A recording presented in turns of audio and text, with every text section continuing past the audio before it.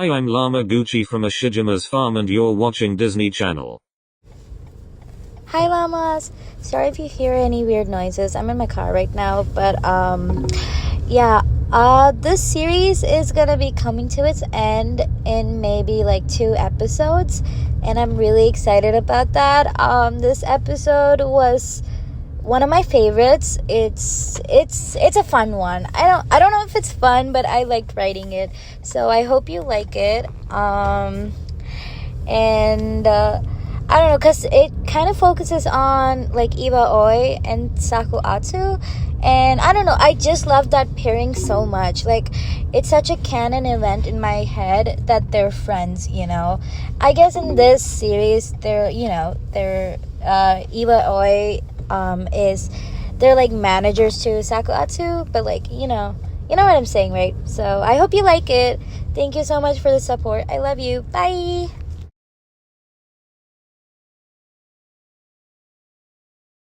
In the hotel room last night, the room was dimly lit with soft shadows cast on the walls. Iwaizumi was sitting on his bed, arms crossed, trying to look relaxed but failing at it. Oikawa had just come out of the shower, his hair still damp, wearing only trousers and the top of his shirt left open in a casual yet confident manner. Iwaizumi glanced up, eyes locked on Oikawa's bare chest, his gaze flickering slightly. You stare a little too much, Iwa. Maybe I should start charging you for the view. Don't be ridiculous, I wasn't staring at anything. You're just imagining things, Shidakawa. Mihim, sure, I saw that look in your eyes. You can't hide it from me, Iwa. You were checking me out. You're delusional, don't go thinking you're some kind of model or something. Oikawa laughed, taking a step closer. I'm just saying, if you were staring I wouldn't mind, I've got a lot of great qualities to admire. Yeah, keep dreaming. I don't think you want to know the kind of things I dream about. Oikawa playfully wiggled his brows. And this is why I'm trying to survive this nightmare of a room situation. Suddenly Oikawa picked up a pillow and threw it at Iwaizumi. If you want nightmare, I'll give you nightmare. Are you serious? Iwaizumi threw the pillow back, but Oikawa dodged, sending another pillow flying in retaliation. Sucker, you're not escaping this. The pillow fight escalated quickly as they chased each other around the room, laughing and teasing. In the heat of the moment, both of them had gotten caught up in the playful chaos. Oikawa was grinning wildly, his usual teasing self, while Iwaizumi tried to be stoic but clearly couldn't suppress his smile. The chase continued, but in a surprising turn of events, Iwaizumi ended up on top of Oikawa, pinning him down to the bed as the momentum of their play caused them both to tumble. There was a brief stunned pause as they locked eyes, neither moving at first. All right, that's enough. He tried to push himself off, but Oikawa grabbed him by the arm, preventing him from getting up. What are you doing? Oikawa looked at Iwaizumi with an almost mischievous grin. You know, as despicable as you are, those arms of yours, they're pretty hot.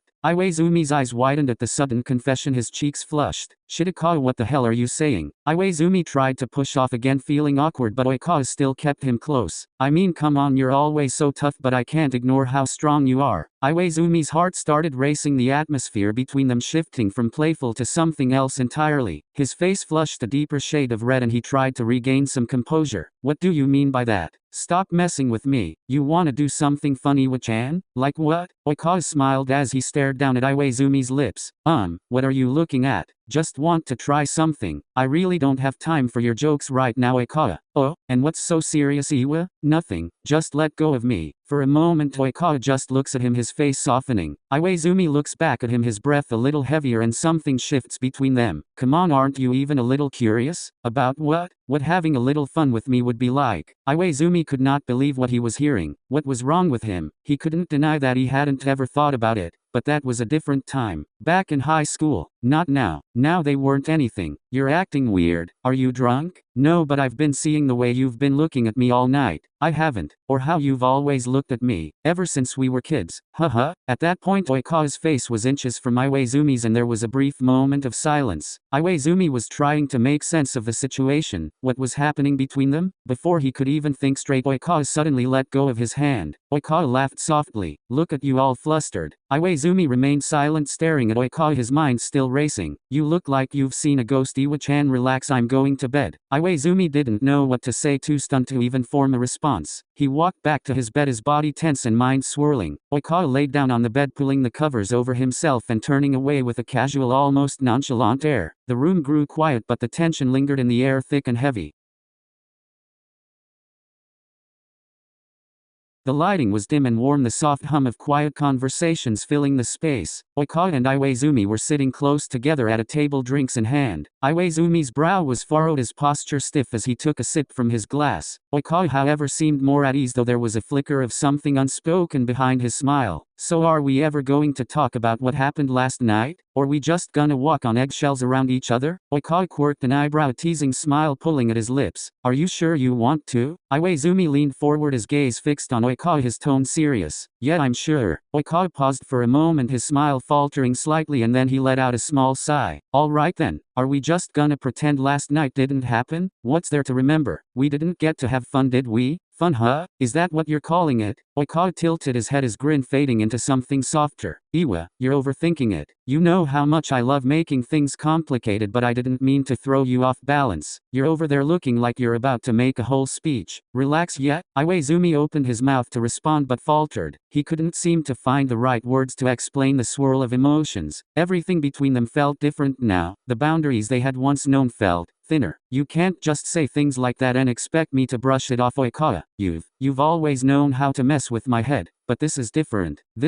I don't know. It's like you've crossed some line I didn't even know existed. Oikawa's gaze shifted downward, but his smile never quite disappeared. Is that really what you think, Iwa? That I'm messing with you? Iwaizumi's chest tightened, a mix of irritation and something else pooling inside him. He hadn't expected Oikawa to make light of it. He'd wanted an explanation, something real, not just this usual playful banter. You can't just make everything a joke, Toru. You know this isn't a game, right? Oikawa's expression flickered for a moment, his playful grin softening into something more serious, almost vulnerable. I didn't mean to make you feel like this, Iwa. Then why did you say all those things last night? You can't just say I've always noticed the way you look at me and expect me to ignore it. Because it's true. Iwaizumi's heart skipped a beat, his breath catching. I've always known how you looked at me, Iwa. I've always known, but I wasn't sure how you felt about it. About me. Iwaizumi's stomach twisted. Was he hearing this right? He looked away, trying to clear his head, but the words kept ringing in his mind. Always? That's why I pushed you away. Back then? Iwaizumi's gaze snapped at Oikawa, his eyes widened. What? Senior year I realized I needed to push you away. Because I was falling too hard. I'd always thought you pushed me away because I no longer mattered to you. That couldn't have been farther from the truth.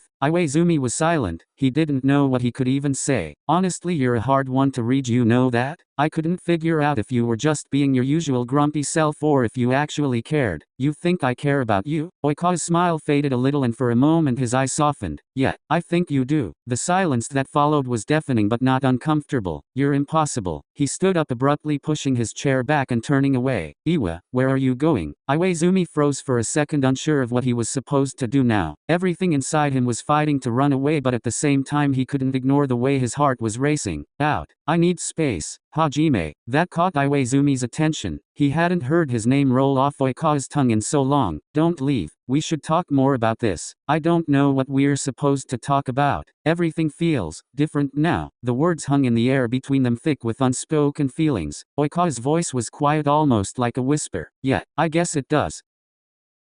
Atsumu stormed out of the restaurant, his head buzzing with the weight of the argument with Sakusa. One moment things were fine, and the next, everything felt off. As he turned the corner, the last person he expected to see was standing there, Ushijima Wakatoshi, a former co-star of his. Atsumu froze in his tracks, eyes widening in surprise. Ushijima stood with his arms crossed, staring down at him, his posture as stiff as always. Ashiwaka, what are you doing here? Hello home slice, I'm here to eat, of course. Atsumu rolled his eyes, he forgot how weird Ushijima could be. How about you? I'm just trying to figure things out. Well, you've come to the right person. Oh, that's fine. Tell me, let me pop that stress bubble of yours. Atsumu gave a huff, clearly frustrated. He didn't have time for a heart-to-heart with Ushijima, but there was something about the big guy's presence that made him feel like maybe talking wasn't the worst thing. Insane choice of words, but okay. What do you think it means if someone you've been enemies with suddenly acts like he cares? Oh, it's a matter of love. What? No, it's not love. Do you care about him? Atsumu was stumped by that question. At first his answer would have been an immediate no, but now saying anything other than a yes would feel like a lie.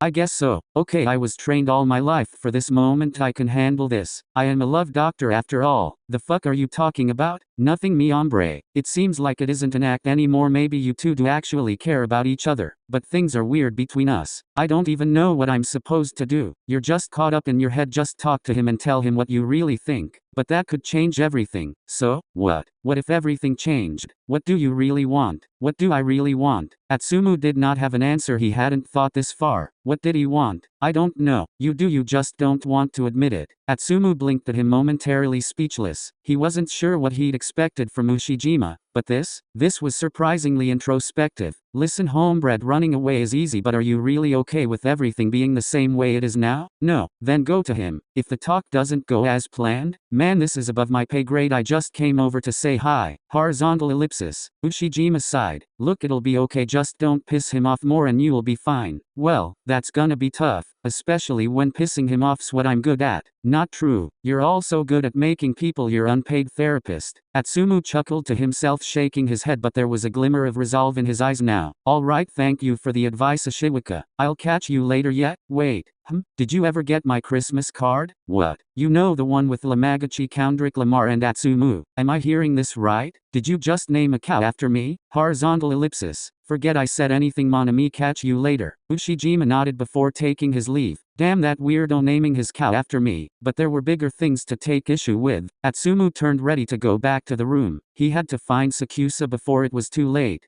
He reached their hotel room and paused for a moment outside the door. It was quiet, the soft hum of the hallway barely audible. He hesitated. Could he really fix this? Could he really confront Sakusa? Taking a deep breath, he opened the door slowly. The room was dimly lit, with the curtains pulled back just enough to let the faint light of the city below filter through. He could see the shadow of Sakusa standing at the balcony, his back turned, staring out into the night. Atsumu's heart ached a little, realizing that despite all the arguments, the silent moments between them, he still cared. Too much, maybe. Kiyumi. There was a slight pause before Sakusa responded, his voice quieter than usual. You came back. Did the talk with Kita not go well? No, I never spoke with him. Nor do I want to. Sakusa's shoulders tensed up. How come? Atsumu stepped closer, standing a few feet behind him, unsure of how to bridge the gap. The space between them felt too wide, the silence too heavy. Because I wanted to talk to you. Sakusa didn't turn around, but Atsumu could see his fingers twitch as if he wanted to reach out but didn't. What's there to talk about, Atsumu? I already said what I needed to say. You were too busy looking at Kita to notice. It wasn't about Kita, Omi. I was just, L was distracted by something else. Something that's been bugging me. Sakusa finally turned, his gaze meeting Atsumu's. His eyes were guarded, but there was a vulnerability there that Atsumu wasn't used to seeing. I'm sorry, all right? For acting like it wasn't a big deal. For not paying enough attention to you. I don't want your at.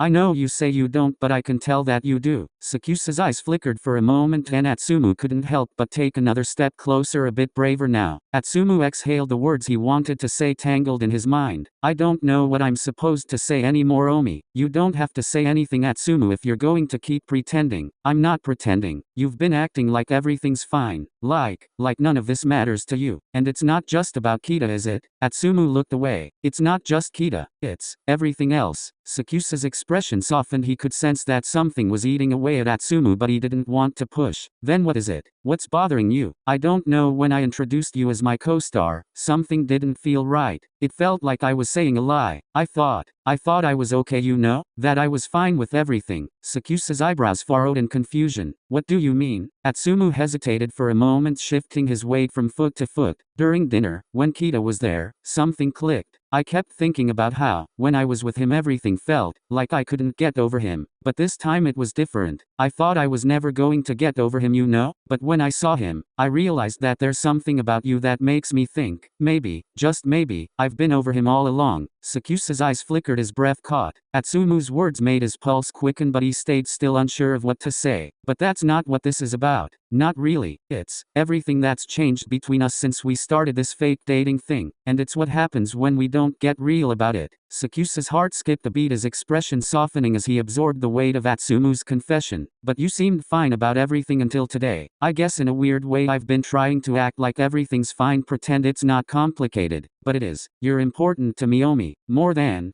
just a co-star. And when I thought about introducing you like that, it didn't sit right with me. Sakusa remained quiet, his heart racing as the words sank in. He had heard important so many times before, but this felt different. What do you mean by important? Atsumu looked up at him as if weighing how to answer. He had been skirting around the truth for a while now, and with each passing second the walls were crumbling. But was he ready to say it? Are you sure you want to know? Yes. Atsumu paused, his eyes darkening slightly, not out of anger but something deeper. Something he hadn't fully let himself acknowledge yet. Well, let me ask you this a different way. Are you ready to know? Sakusa's breath hitched. What was this? What was Atsumu really trying to say?